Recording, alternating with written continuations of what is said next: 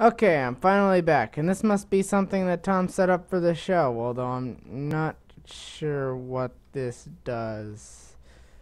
Huh. Okay, we'll see. Oh,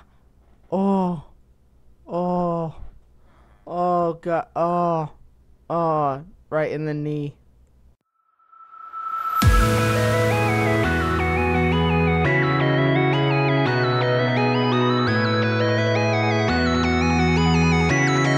Hello everybody, Siblingpower here, and today I am back with another Redstone Chronicles, and today we are going to be looking at the items at the top here. Dispensers, droppers, hoppers, and item frames.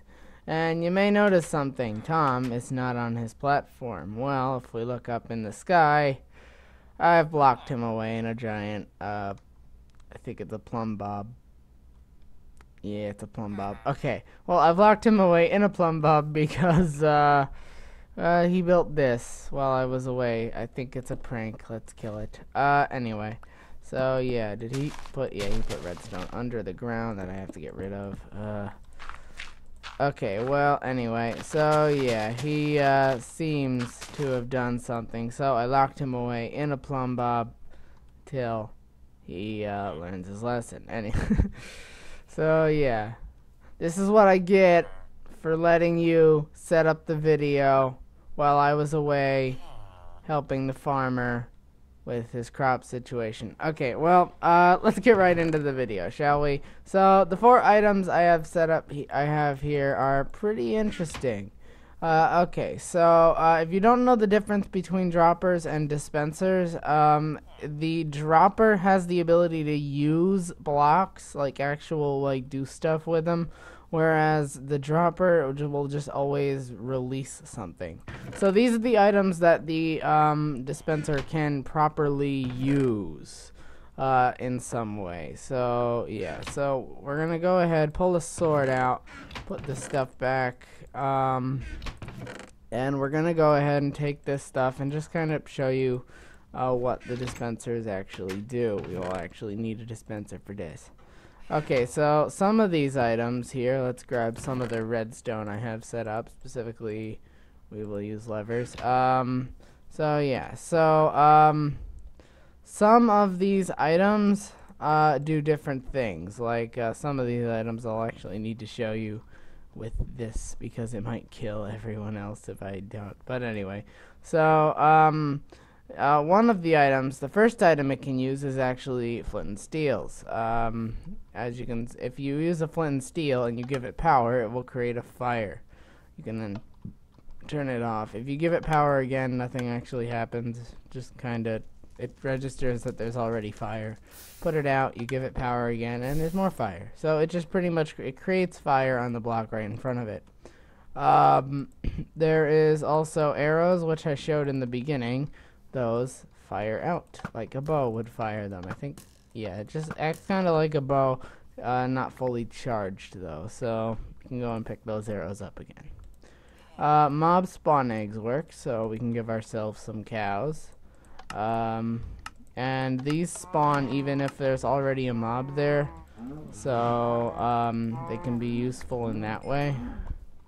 Let's go ahead and get these things out. Okay, and there's also water and lava. Water and lava both act the same way, and that is if you go ahead, actually I'm going to show you these on the special area I set up because I set this up specifically for showing you some of these items. But anyway, so lava and water both act the same way. If you power it will drop the source block in front of it. If you power it again, it will actually suck that source block up. So let's go ahead and get this lava out of here. Why did I show lava first? Okay, so there we are. If you go ahead and put water in it, same thing. It also put the lava back in the bucket. So with water, same thing, and then suck it back up. So yeah, those are the only things it works with. You can also put splash potions in, and it will throw the splash potions. It will also shoot fire charges, similar to a blaze. And finally, you can put TNT into one of them, and it will drop it out ignited. So it's gonna be ignited TNT. And boom, because we have put it in safe mode. So yeah, that's pretty much all of the items which can be used effectively. Everything else is just thrown to the ground, similarly to a proper thing. Ooh, I forgot to show you these. Minecarts with rails. Minecarts, if you just put them out, will just be kind of fired out plainly. As you can see, nothing actually happens. But if you go ahead and put a minecart in there and put some rails down in front, it will drop the minecart properly onto the rails. So yeah, that's the final thing you can do with dispensers, and that's pretty much all dispensers do. Droppers, you've actually already seen what these do, and that is if you put anything in there, anything at all, I'll put some items which can be actually used. If you put anything in there at all, it will just kind of throw them out. It doesn't use them properly. So beyond that, it's pretty much it's just a dispenser without the ability to dispense. It's kind of lame. But yeah, but now we're gonna move on to hoppers, which are a little bit more special. That's all I can describe them as, special.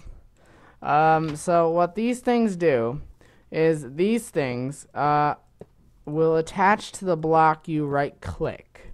So I'm right clicking the ground, so they're attaching to the ground. But if I hold shift and right click there, as you can see, it's connected to that one. So yeah, these connect to the ground. These connect to whatever they can get their little connectees on.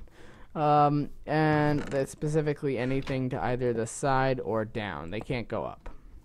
But what hoppers do is they take items. Let's put a chest there and right click. They can take an item, and let's show this in two forms.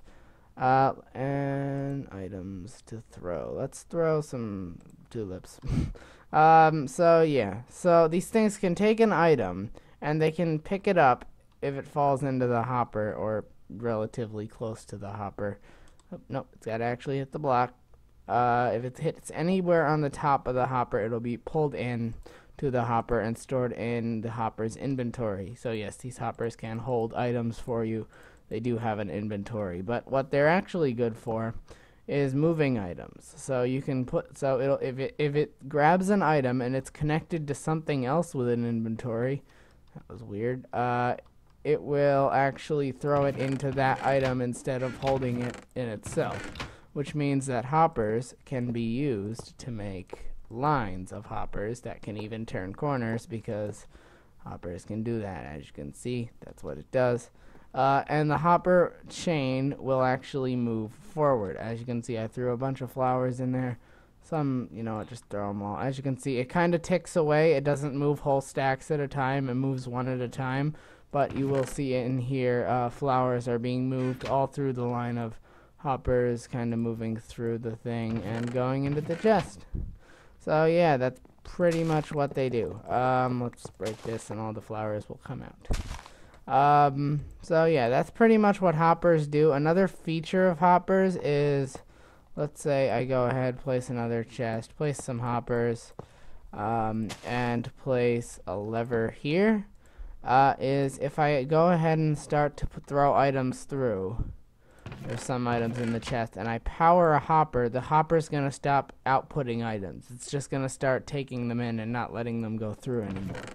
So once you power, but after you unpower it,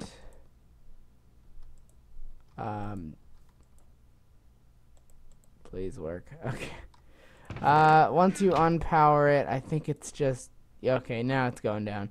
It was letting the items through, but it was receiving them at the same speed, so it didn't look like the number was moving, but it was just too quickly for the game to actually update. I figured, yeah, I know what was happening there. But yeah, so that's pretty much the only feature of hoppers. And finally, we're gonna look at item frames, which don't seem like a redstone item, do they? I mean, they're kind of a decoration item. Not really good for redstone stuff. They're actually useful in redstone a little bit. They don't have a strong use in redstone, but they have a use. And that is, if you go ahead and take something that's actually stands upright, torch is good. Okay, so let's say we go ahead and pull ourselves out an item frame. We don't need a chest anymore. We can actually place it on items, and we can place stuff in the item frame as normal. And as you know, item frames also have the ability to turn stuff around. But what some people don't know is that they actually release redstone signal when they do this. I think does it work? It doesn't work with normal redstone. You have to have a comparator there. Once you have a comparator there, and there's just an item in the item frame, it will be releasing a power level of 1. This means that the power is essentially just going to be 1 block. As soon as I flick it, though, it's going to go to 2.